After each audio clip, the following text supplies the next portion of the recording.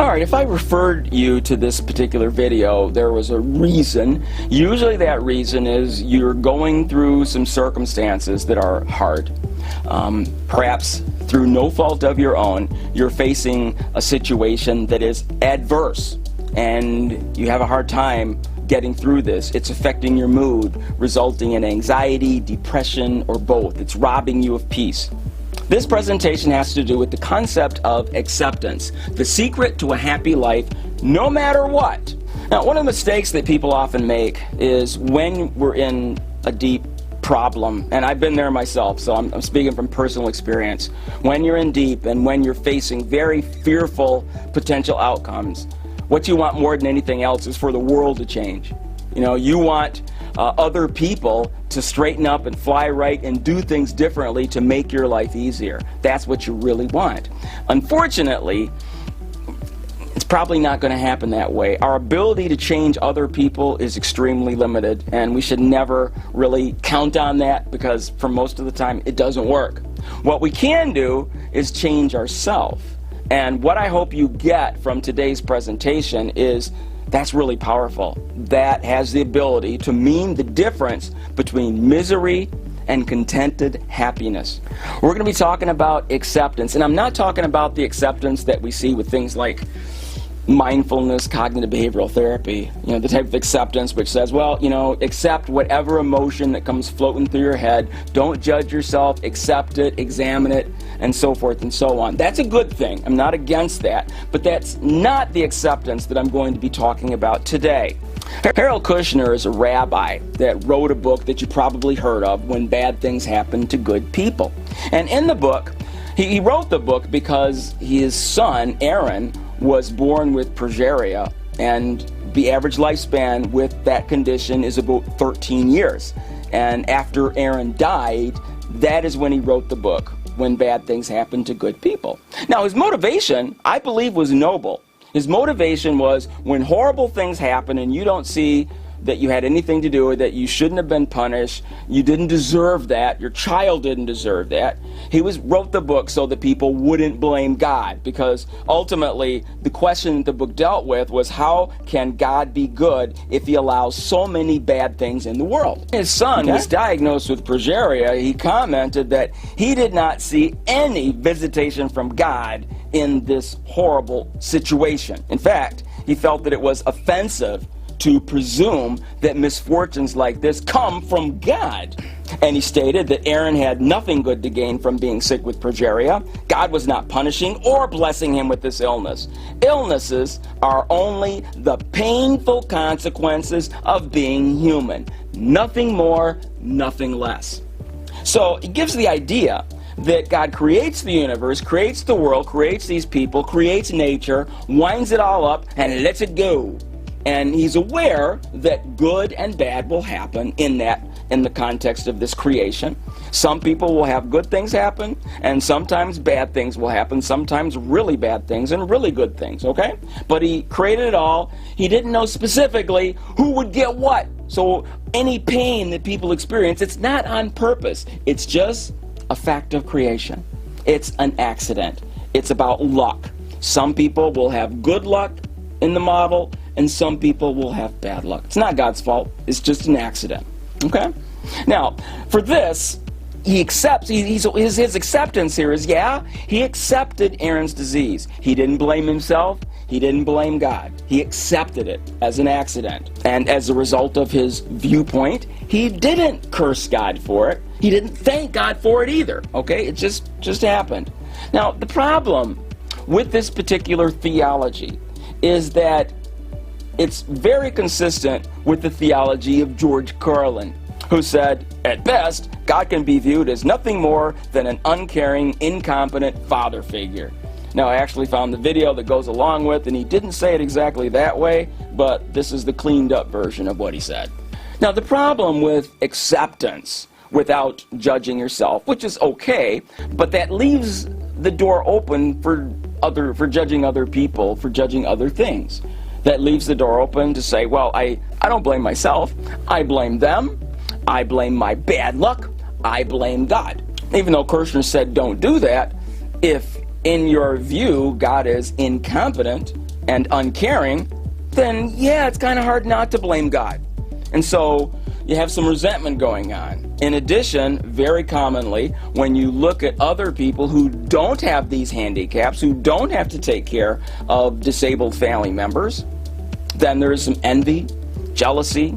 These are negative emotions. And so even though there is acceptance with regard to not judging yourself, there is non-acceptance in terms of you're ruminating and experiencing negative emotion as a result of being in this trying situation. Now, the effect that has on your body is negative. I can say that unequivocally. Okay, when you experience jealousy, envy, rage, anger, depression, these negative emotions cause your cortisol levels to go up. They cause your interleukin-6 levels to go up. That's a great marker for negative inflammation. Now, how long does it take? It's instant. It's instant.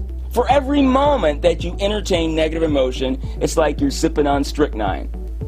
And as long as you entertain that negative emotion, you're sipping the strychnine, okay? When you stop sipping. And the result is that you are dying quicker. Now, to back that up, you may have heard about telomeric DNA or telomeres. Several years ago, they were in the news when a lot of research came out. And telomeres, if you take a look at the left-hand side of the screen here, you see a big old chromosome there. And notice the black tips on the ends of the chromosome. All right? Those black tips, those are your telomeres, or your telomeric DNA. Now, those telomeres are like a fuse. Think about a stick of dynamite and the fuse. The shorter the fuse gets, the closer you get to boom, all right, the end. Well, that's your life. So the telomeres on the end of your chromosome, every time the cell divides, the telomeres get a little shorter with every division. Now, there are only so many divisions allowed. Now, it could be, we could have been created and have our cells go to infinity, so that as long as we're breathing, we can do cell division and make new cells to replace the cells that die, which would give us a lifespan that's kind of infinite. You could live and live and live and live if that were the case. But no, we were created with a fuse, so that with every cell division, our life gets a little shorter until finally, if we don't get hit by a bus, if we don't get some weird communicable disease, then and we live our full lifespan, we're still going to die somewhere around 120 because we run out of cells. That's literally how it works. Your cells will no longer divide, and once those telomeres are gone, you've got less than a year to live. You do, because your cells will die, and you lose so many cells per day. In less than a year, you will lose all your cells. Okay, you just fall apart. Okay, so the shorter your telomeres, the quicker you die. Now, in the stories about telomeres that made the headlines, one was the effect of stress on telomere length. We've known for a while that cortisol has an effect on the telomerase enzyme, which governs the shortening of those telomeres. And we figured, hey, if that's true, then maybe stress shortens your life by causing accelerated shortening of your telomeres. Turns out that was true. In the study, they looked at women. Now, and they did psychological assessments on these women to look at the level of their stress and how well they accepted their situation. What situation, you asked? Well, these women all had severely disabled children that they had to care for. These children were so disabled that they are like, these are kids that are going to be with you for the rest of your life. They will never leave home. They will never be independent. And they are the caregivers for these children that are severely disabled. Now, one group, they were in this situation and they hated it. Their questionnaire revealed they were resentful. They were very unhappy that they were stuck with a child with this severe disability. They envied other people who didn't have these problems. They were angry at their bad luck, angry at God for being in a situation that they find unpleasant. Now, the other group had very low depression anxiety scores. They were incredibly accepting. Their attitude was, well, this is the new normal. We're not comparing ourselves with anybody else. We'll make the best of it, focus on the positive attributes of my child, and move on. Focus our attentions on what we do have instead of our liabilities. And so the anxiety and depression scores were within normal range. So over several years, and I forgot how many years it was because it was significant, it was several years, they measured the telomeres in both groups. And what do you think they found? In the stressed group, their telomeres during the period, they lost 17 years of telomere length on average compared to the group that was not stressed. Okay? And it wasn't a 17-year study. It was only like a 5-year study, something like that. Okay? So what that tells us, what that communicates, is that for every moment that we are experiencing negative mood, jealousy, envy, rage, anxiety, depression, it's literally shortening our lives. Literally. And so the type of acceptance that is blaming and angry is not physiologically good, because that acceptance still shortens your life. Now, speaking of telomere length, we talked about Aaron and his having progeria. One of the things that happens in progeria is that these children are born with low telomeres. They're short already. They start at about, when they're born, they have the bodies of about a 70-year-old. About a 70-year-old. So they start with shortened telomeres, and the condition causes accelerated shortening of their telomeric DNA as well.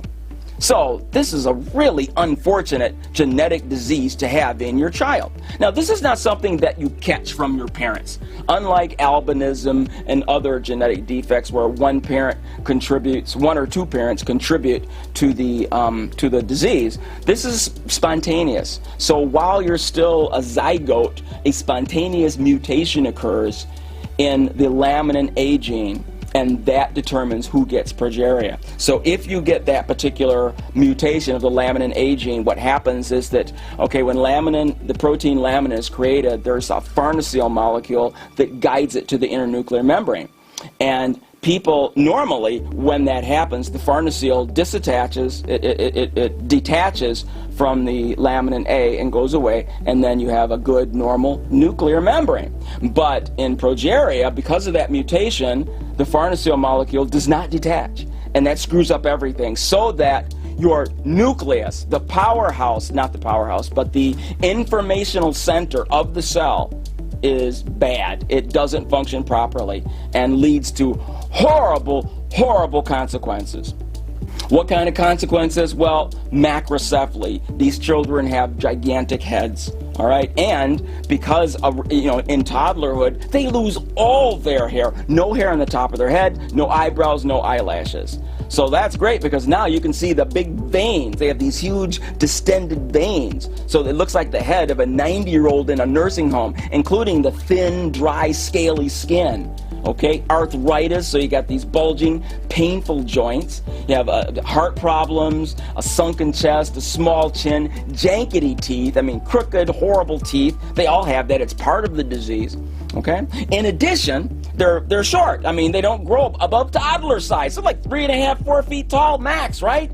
They have to go to school, right? And so they stand out. The other kids notice that. This kid with the big head and the veins and the beak nose, right? And also, as they get older, into their teens, they get neurodegenerative diseases like Parkinson's and Alzheimer's, cancer, cataracts, osteoporosis.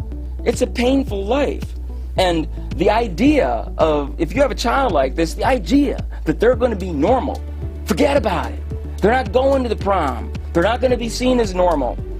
They're going to be laughed at. They're going to be noticed in a bad way. So it's what I say. It's not an easy diagnosis. It's not an easy disease to have and feel contentment and happy. He kind of understands Kirchner's position, why he wrote that book. I suspect he was dealing with some anger at God at some point because his son had this illness. Now, the question that I asked you right now is, think about it. Do you think it is possible to have a disease of this magnitude and experience a contented, happy life? Is that possible? Meet Ontlemetse Palati living with progeria. Her life journey has not been an easy one. She takes us back to memory lane and tells us about her life growing up. Well, I grew up in Hebron, And I grew up with my mom, my grandma, my big brother, and we had cousins. My other cousins lived with us. And I went to primary school in Laredo in Hebron until grade 7. From there I went to Dominican Convent School in Johannesburg. Growing up, life was not pleasant. She did not know what her disease was. Me growing up, I was kind of a crash. I was kind of a shy child. But as time went by, I started to develop, more interest. Since all, I was even different from other children, and it was a difficult thing, because I never even knew what was progeria by then. I always assumed and believed in whatever rumors that were there out there, other children were saying. And which was a difficult thing, not for only me, but also for my family. But I guess I was really a strong child growing up. I mean, I always believed in myself, and I knew that whatever reason I'm different from others, there should be a good reason why God made it like that. She knew little about her condition, and that made her want to explore more about it. Well, after people realized what disease I had, it was kind of a little bit better, and that's why I started knowing life and enjoying life, and that's where I started to realize what kind of life is it, being normal in a way. Ontlemetse is one of the 2 known South African people to be diagnosed with progeria. Bleak and hopeless was what was predicted of her life. Today we celebrate her life and the strength she possesses every day of living with the condition. The term progeria, I know it's a rare disease that children with progeria, they function faster, so they develop more diseases quicker, and their body inside age faster. Ontlemetse's mother, Bella Palati, got a breakthrough of her daughter's life through her friend. It was difficult too much because of Ontlemetse. I healthy until another 3 months I change. Then I started another very tiny, then mirror itluha, then manalaha I change. So it's difficult to halang. I thought maybe cancer, then I started spetlele ka secret thuso, then till one of my friends, a neighbor, ale abroad, then monna ile doctor ko UK, then ampotsa hore no Ontlemetse hana cancer na, there is a disease called progeria. Her mother, after understanding about the condition and taking her for relevant help, started counting each day as a blessing. Then retsamai re George Mukari. Har fitla ko George Mukari, re batle a genetic doctor. Then re told us thing. So go hospital na bana handor maybe ra hafanyana. Then I insist that no, this is progeria until I get Dr. Hani ba check mo website in Dr. Hani mo no ya ke progeria. Then restate hona mo re tsore ke progeria a tsamaile rona are wanda park ampontsha mo website ngwana le hore ba byang ke bana ba bannang ko America ke bolwetse bo byang progeria. Her mother embraced the disease, knowing that they as a family had to live with it, making it part of their life journey. Progeria ka re ke tshumi ya ka hona beno gore ke itse in and out hona beno ha ke sa tlhele ke tshoha hore gore ke itse hore ha ho etsahala so.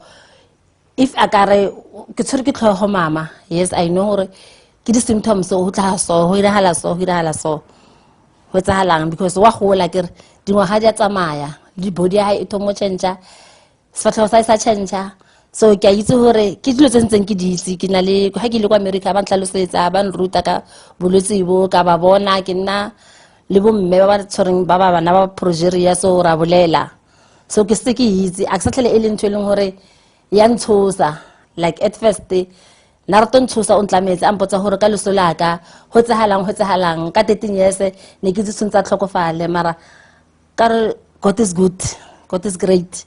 Le Horapela, Mujimu Konobona, 17. So Kilibuha Mujimu, Casso Clelet and Gets and so on. Ele. Good evening, ladies and gentlemen. My name is Ontlemetse.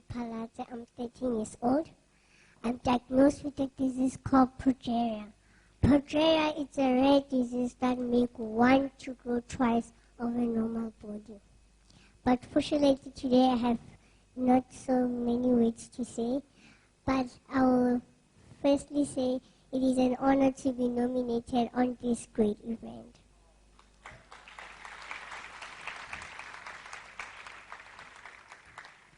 When I first got the invitation, I thought that without all the people who came in my life, I wouldn't be here and who I am today.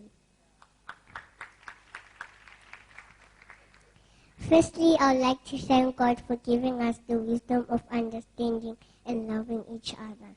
It is just an honor to be here. I am really blessed. I'm out of words. I was so nervous as I posted on Instagram. Like, I don't know what to say. But he's a lovely person and it's easy to communicate with, and he's down to earth. And may God bless him and give him knowledge to come. Thank you very much.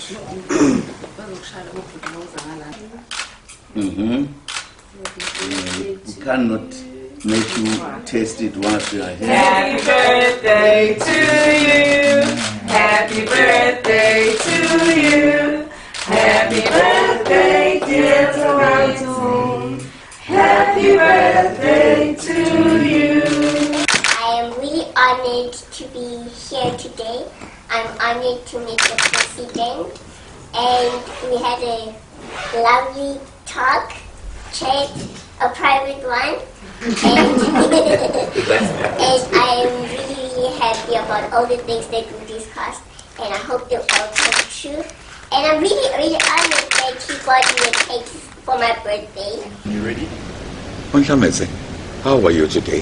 Fine, thank you. I am very well. I've seen you on TV on a number of times, and people seem to love you. Why do you think people love you so much? Because a lot of them say I inspire them a lot, and which also give me encourage to inspire them more. Even more. So people come to you and they tell you that you inspire them. You inspire me too. Thank you. Yeah, there's something about you, Ontlemetse, that makes me think that you are positive about it. What makes you so positive about life, man? You know, everything in life has purpose, and all you have to do is accept and always pray. And always pray. So you pray every night? Every night, every morning. Tell me about your new school. Well, my new school, it's nice, big challenge, big step. But school, it's school, education, it's education. All you have to do is work hard to get your results good, because everyone is focusing on my results, how I am participating at school. Yeah. So, yeah. And tell me, what are your future dreams, man? Well, my future dreams is to become a psychologist. If it can, I can also be an actor, because I can act also. I've seen you on TV in those stage plays. Yeah. What was that stage play all about? Well, it was house plays at school. We have houses, 3 houses, so we were competing. Okay. Fortunately, we got first place. Oh.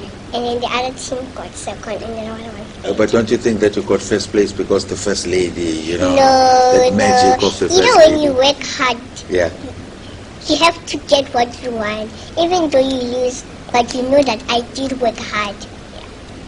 Because after house plays, I got sick a little bit. I was exhausted.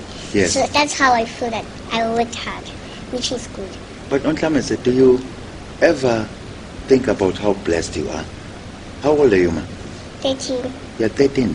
But do you know that you speak like an old person that knows exactly what life is all about? Do you think life has taught you so much so early? Yeah. I think I got so many challenges facing Yes, man. when I was still young. When you were still young. And it has made you love life even more.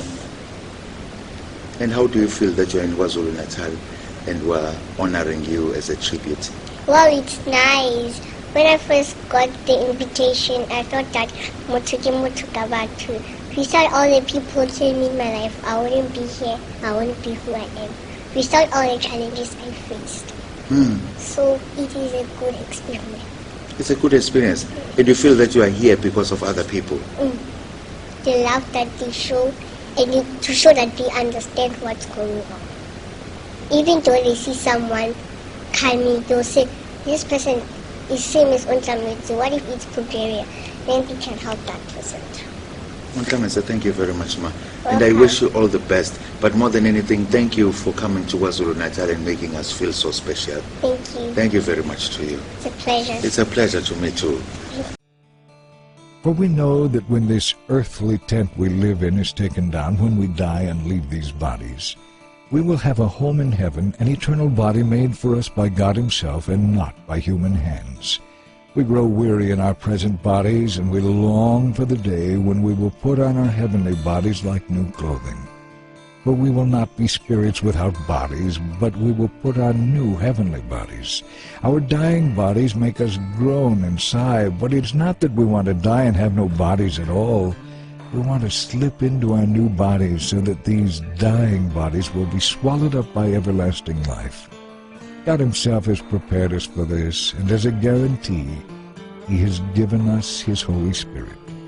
So we are always confident, even though we know that as long as we live in these bodies, we are not at home with the Lord. That is why we live by believing and not by seeing. Yes, we are fully confident, and we would rather be away from these bodies, but then we will be at home with the Lord. So our aim is to please him always, whether we are here in this body or away from this body. For we must all stand before Christ to be judged. We will each receive whatever we deserve for the good or evil we have done in our bodies. He died for everyone so that those who receive his new life will no longer live to please themselves. Instead, they will live to please Christ, who died and was raised for them.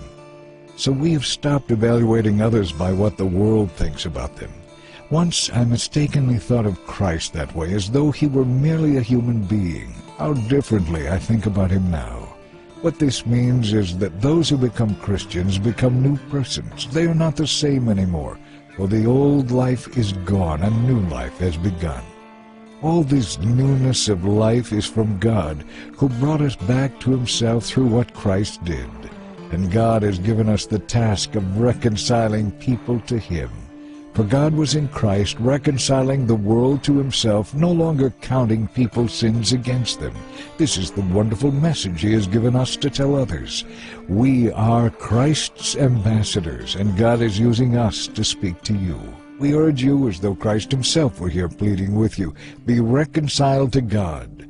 For God made Christ, who never sinned, to be the offering for our sin, so that we could be made right with God through Christ.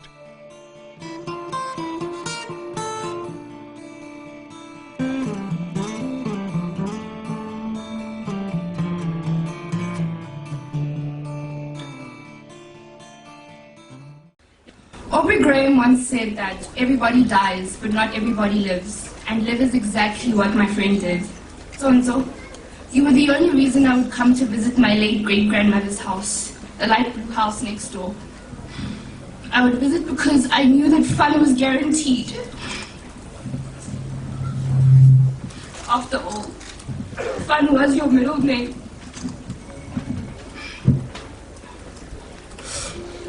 You always wanted to be on the road, to go somewhere, because you knew you were destined for greatness, and there was no room in your life for mediocrity.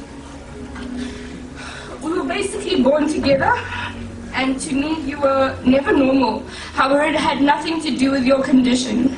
You were never normal in terms of your personality. I mean, how could one person be so selfless, so caring, and so beautiful, both externally and internally?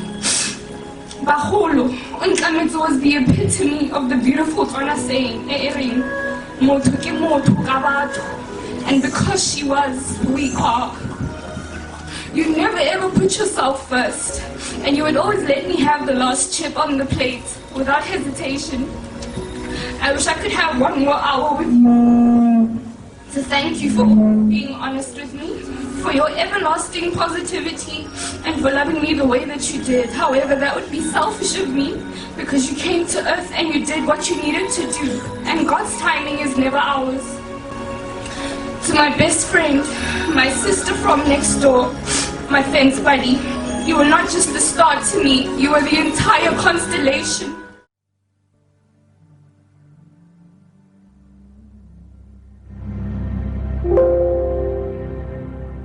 I just saw a bubbly girl, fell in love with her. She was such a unique person that she actually had wisdom that other children of her age maybe didn't have. A part of me felt a little bit sorry for her, but a part of me was like, wow, this person is amazing. The school was a buzz with excitement because everyone knew that Ontla was going to be starting.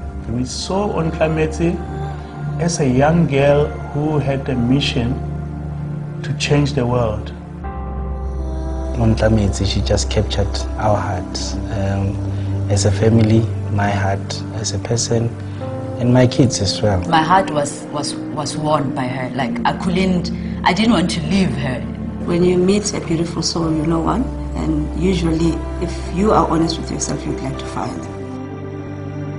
Ontlemetse's existence on this planet will forever teach many people about the fact that there's nothing impossible. She believed that people did not understand the power that they had.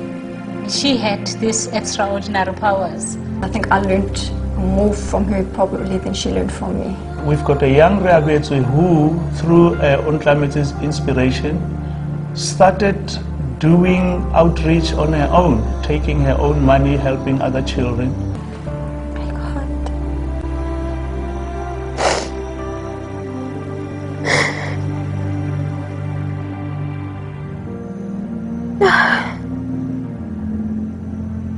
She said to me, we need to talk, but not on the phone, not over the phone. It's something serious but not exciting. Her dreams scared me, and you know, sometimes I would reflect and wonder whether she's aware that her life is limited. She would say, majority of you are living as if you're going to live forever.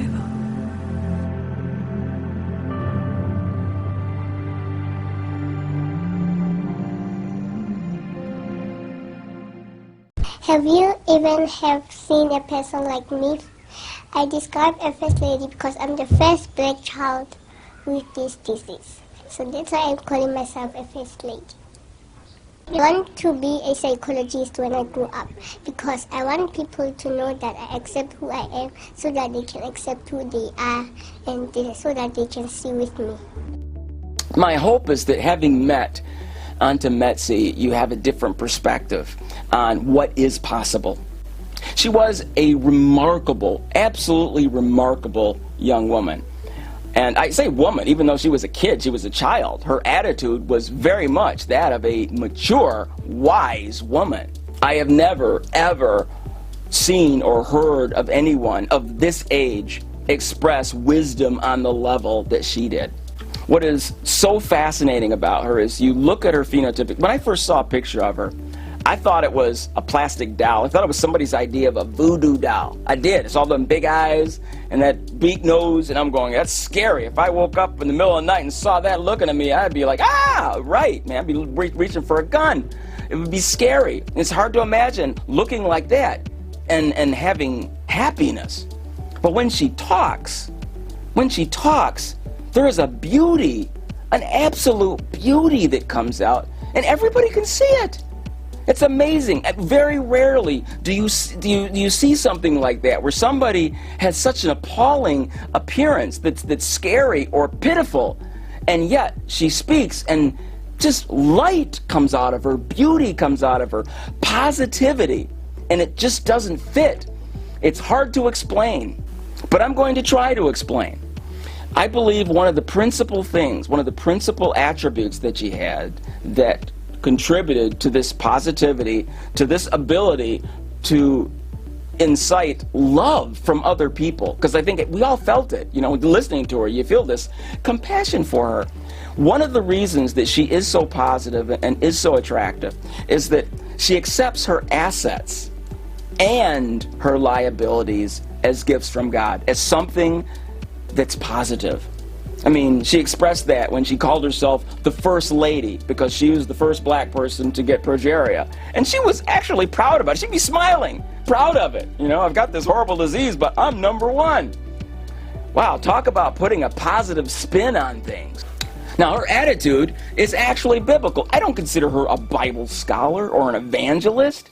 She's a Christian, yeah, but she has a childlike faith that is mature way beyond her years. And her attitude is far more biblical than Kirchner's. Kirchner says, you know, God wound up the universe, step back and let it run away, and he's not really micromanaging. The Bible says different. Romans 8:28 says, "For we know that for those who love God, all things work together for good, for those who are called according to his purpose."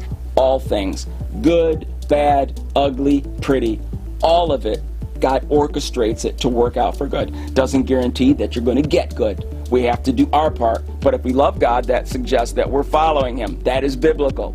We don't have to do it perfectly, but we've got to be making strides. We've got to be making an attempt. And if we are, the promise here is it'll take everything, the good and the bad, and mix it together, and there will be a silver lining. Okay?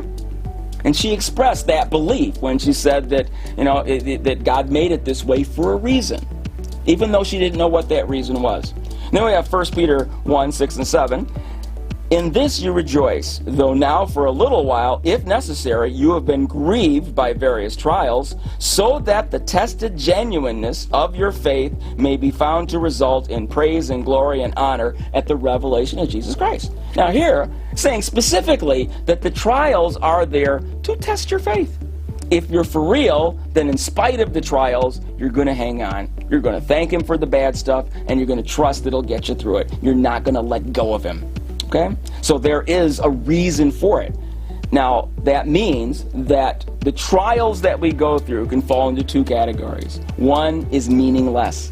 It will be meaningless if we treat it as an accident or if we treat it as a curse. Just, I'm being punished, there's no possible way this could work for good, and I'm just getting my butt kicked, and I just have to endure it. I hate my life. Okay? That's meaningless pain. We've gone through it, and we're not getting anything out of it. There will be no silver lining. Or the silver lining version, where we accept it, we might not understand why it happened, but we trust that somehow a silver lining will happen. It will work out for my good, as long as I'm making an attempt to follow God. There you go. And Ontlemetse's attitude was the latter. She was dealt a really rough deal. She got lemons. Talk about, you know, having life deal you lemons. She got the worst and most abundant supply of lemons of just about anybody I can think of. And she made the most incredible lemonade from all of the lemons that she was dealt. Now, to get a more clear understanding of what acceptance is, let's take a look at this definition. Let's look at the opposite of it, non-acceptance. What does that look like? Well, I would sum it up by the statement, there is a huge divide between what I deserve and what I got. Huge divide. I expected this many bad things, and I got this many bad things. I expected this many good things, and I got this many good things. That's non-acceptance. That's the attitude that leads to bitterness and blame. When I expect way better than what I got. Now, acceptance is defined the same way. There is a huge divide between what I expect and what I got. Only it's the opposite. I expected this many good things, I got this many good things. I expected this many bad things, I got this many bad things. I was given more than I deserve. So I'm thankful. Okay? That is the type of acceptance that Ontlemetse demonstrated. Generally speaking, when people talk about their everyday mood, I ask people when they come to my office, on a scale of 1 to 10, with 10 being the very best you felt, and 1 being the most miserable, anxious, or depressed you've ever been, how would you rank your mood over the last couple weeks? Now, if you're my patient, right away you're going, I remember you saying that, because I say it all the time, I know. Now, most people, when they give me that number, what they're doing is they're summing up their assets, their positive things that happened over the last couple weeks, and the bad things that happened. And then they give me a number, 5, 6, 4, all right, based on the difference between the perceived assets and the perceived liabilities. If their assets are abundant, they have an excuse to feel a little thankful. If their liabilities are more abundant, then they're more likely to feel bummed and resentful. So, thankful if they get a bunch of good, bummed and resentful if they get a bunch of bad. What we see with Ontlemetse is that she took both boxes and put them in the thankful category.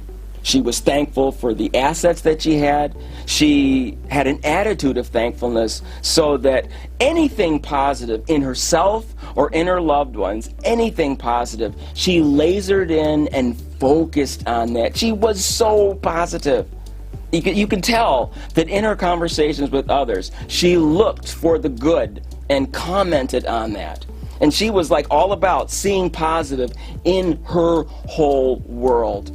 So she not only saw positive in even small assets, she saw positive even in her liabilities. She demonstrated that in her statement, that she would not be the person that she is without the challenges. She recognized at 13 years old that the bad stuff helped to mold her character, which was a good thing, which was a precious thing. She understood that, and she thanked God for that.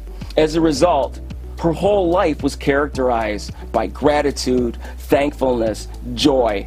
She was an incredibly joyful, positive person in spite of awesome liability. So that's why I wanted to share this video with you.